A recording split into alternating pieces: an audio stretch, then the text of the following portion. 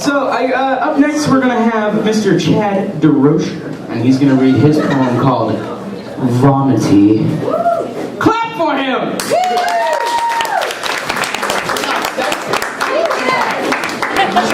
Okay, so this is my first time reading anything ever in front of people, so I thought, why not go baptism through fire and lay myself bare, so... It's almost unbelievable, you know. I've been watching you for quite some time now.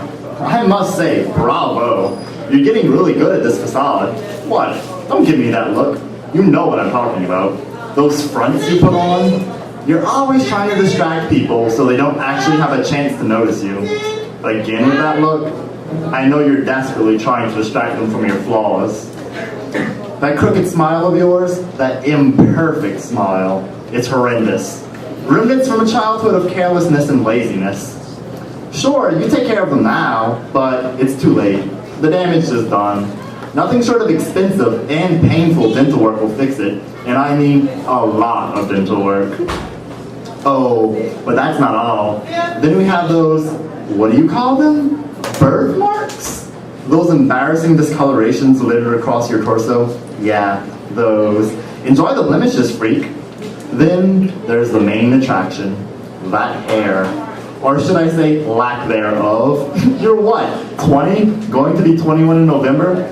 Yet already you have a receding hairline? Ha! It's so cruel, isn't it? How you were dealt this hand. I know what you're thinking. Why am I saying this? Who am I? How do I know these things? Simple. I am you. I am vanity. All of your insecurities are laid bare before me. I can see the real you. So put on whatever front you want. You have a lot. The shy innocent, the witty smartass, the flamboyant stereotype, and of course, your favorite, the morbid, cynical asshole. So go ahead, keep up the acts. Pretend to be comfortable with your imperfections, but I know that deep down inside, it's eating you up. But for God's sake, stop ignoring me. I am ever present. I am vanity. I am being ignored again.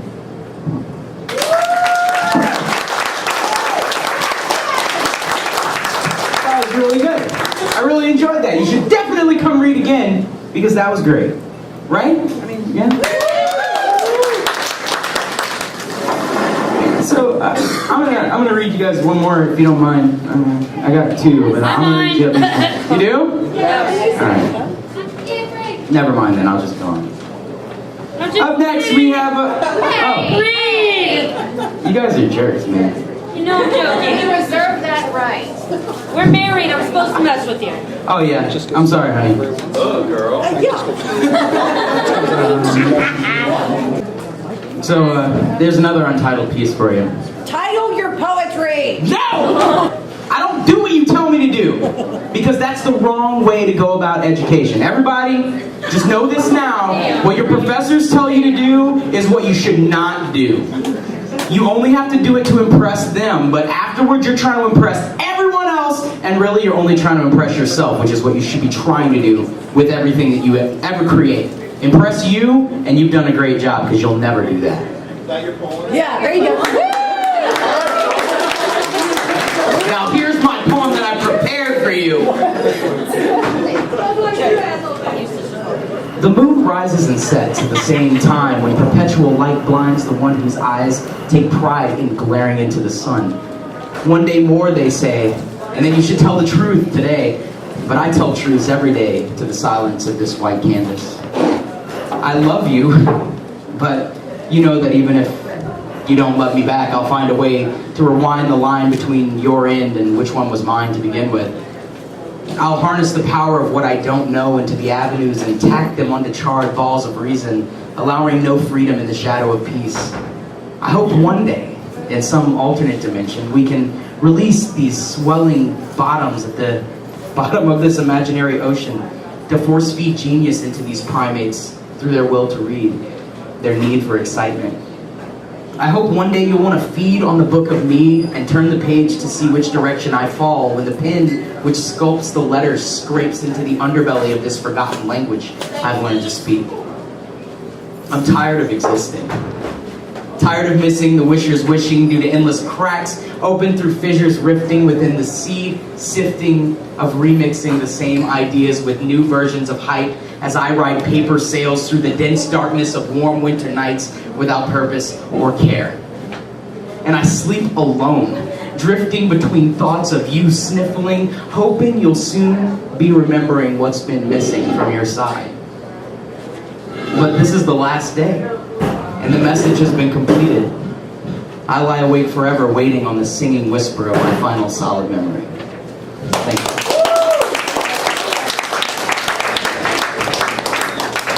Up next, we have Christopher Parker with his piece, That's Just the Way It Is. Things will never be the same. As I sit between your legs, my mind just can't help but to wander. I feel the warmth that radiates from your body spread slowly but pleasingly along my back. Your breath, soft and mesmerizing, splays across my neck as you doze lightly on my shoulder. Your legs that frame my own twitch every now and then as you attempt to move them into a more comfortable position in these cramped quarters. Your arms coiled around me, hold me close as your hands cling to me as if your life depended on it.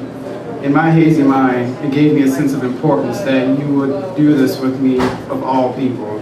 Little old me, the nobody of our little ragtag group. However, in this rare moment of clarity, I remember that you would never willingly do this with me if it were a different situation. So I resigned myself to taking what pleasures I could from this predicament. So in the backseat of the car, I pay no mind to our friends' chatter. I already know come morning you'll have no memory of this. I guess that's the price you pay for late night drinking. Come morning, I feel guilty for reasons unknown. You give thanks as I hand you painkillers over breakfast while the others take their time getting up.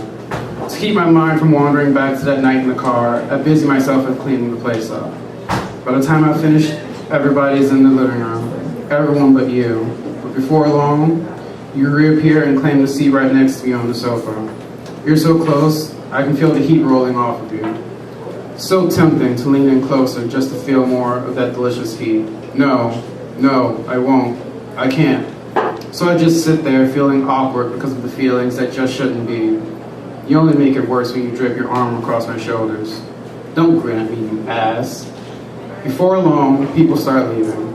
You offer to take me home since you live closer to me than the rest. Hesitantly, I accept preparing myself for the long ride home. We're barely halfway there, and I've already worked myself up into a ball of anxious energy. My fingers twitch, and my foot tapped restlessly as I gaze out the window the entire ride.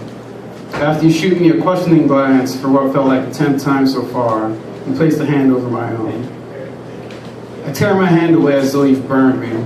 You scowl at me before you pull over in a nearby lot. We sit there with you glaring daggers at me as I try to avoid making eye contact. Crossing my arms, I try to scoot as far as I can from you in the vehicle. What is your problem, you ask? You've been acting weird all day today. I look at you and see confusion and what I suspect to be hurt swirling in your eyes. You have no right to feel that way, and I said as much. Then tell me what I've done wrong. You haven't really said much of anything today, and you've been fidgety all day, mostly when I'm nearby, so talk. I couldn't take it anymore, so I told you everything, and you didn't even bat an eye. I figured as much. That's why I did what I did. You even said so yourself. You're a very tactile person, so what's the problem? I didn't feel comfortable in this situation. It's as if you knew something I didn't. I already knew. How? You left this in my car last week. You pulled a stack of papers from the back seat. So you read them. You weren't even supposed to see those. I stared back at you and asked, why me when you can have anybody you want? Why not? I mean, your self-confidence can use a little work. But you're not just anybody. You're going to be somebody someday. And if what I read was anything to go by, I'd like to be there when you do. I swear you're such an ass, but that's just the way it is. Thank you so much. Just to remind you guys, you are at the Creative Writing Series. Right now, we are talking about Right now? self-image. Right now! Right now. At this very moment! Oh my God! I'm blown! Take off your shirt! Anyways, this is the creative writing series, we were talking about self-image and self-image of the body. Everybody's been sharing a lot of stuff tonight, and I just want you guys really to think about when somebody goes up here to read that they're talking about something that's very intimate to themselves, which is yourself. I mean, you're an individual, no matter what happens. Like, we might not all be like these little tiny individual, like, beautiful snowflakes, but the fact is that genetically, through quantum mechanics, through physics, there's never been a thing that existed that was quite exactly like you. So reflecting on yourself is one of the most personal and difficult things you can really reflect on, and I'd just like everybody to give a round of applause to everybody who's reading that.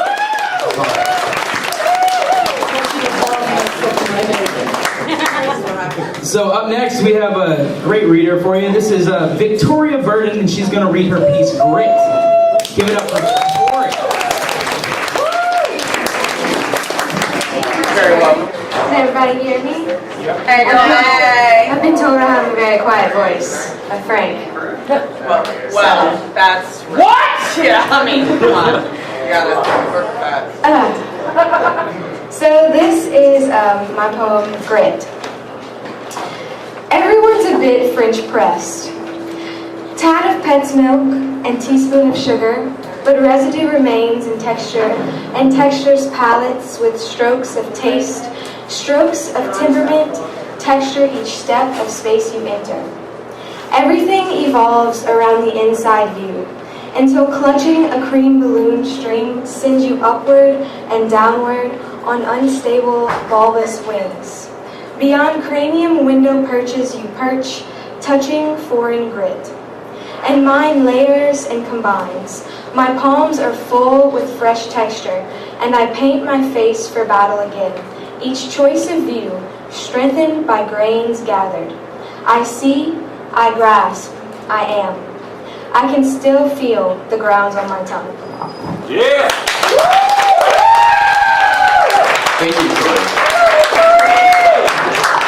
You never see. Up next,